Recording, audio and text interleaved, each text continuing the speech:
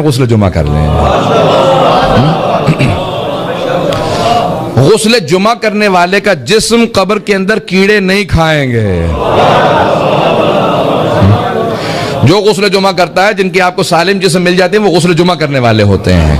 اگر مومنین کو فضائل غسل جمعہ پتہ ہوں تو وہ پیسے دے کے جا کے جگہ تلاش کریں، غسل جمعہ وقت پہ کریں.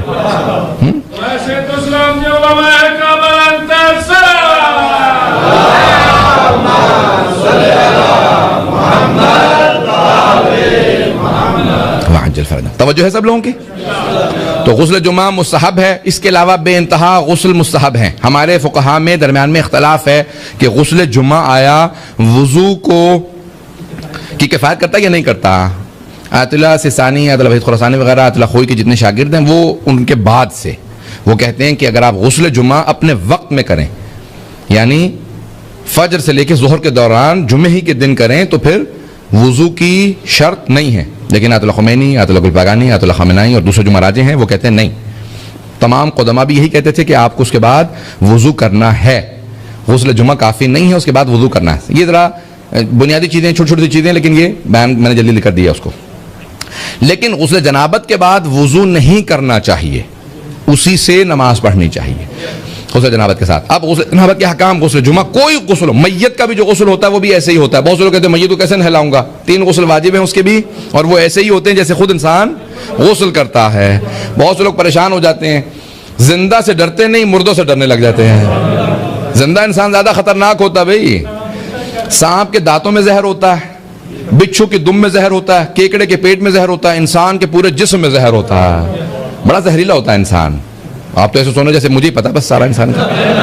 آپ لوگوں کو کچھ نہیں پتا انسان سارے یہاں پہ ماشاءاللہ. میں جلدی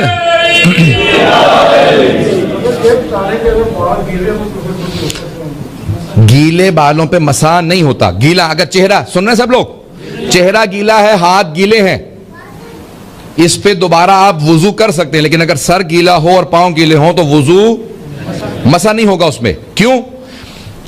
کتنا گیلا ہو، آپ نے نہانے کے بعد سر کو خشک کر لیا، اگر اتنا آپ کا سر گیلا ہے کہ آپ کے سر کی تری، ویٹنس، وہ ہاتھ پہ منتقل ہو تو وہ پانی کی وہ اس پہ منتقل ہو جائے تو وہ مسح ہو گیا.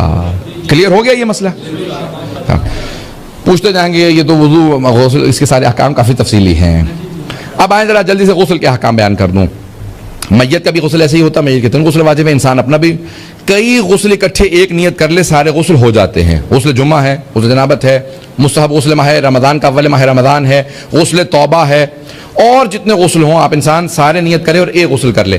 پورے سر کا، چہرے کا دھونا واجب ہے. گردن زیادہ سے زیادہ اس میں دھو لیں. یہ پورا چہرہ، آنکھوں پہ ہر جگہ، کھال کے اوپر ہر جگہ، سر میں، داڑھی میں، ہر جگہ پانی پہنچانا واجب ہے. آنکھیں بند کر کے پورے آنکھوں پہ، کان سب.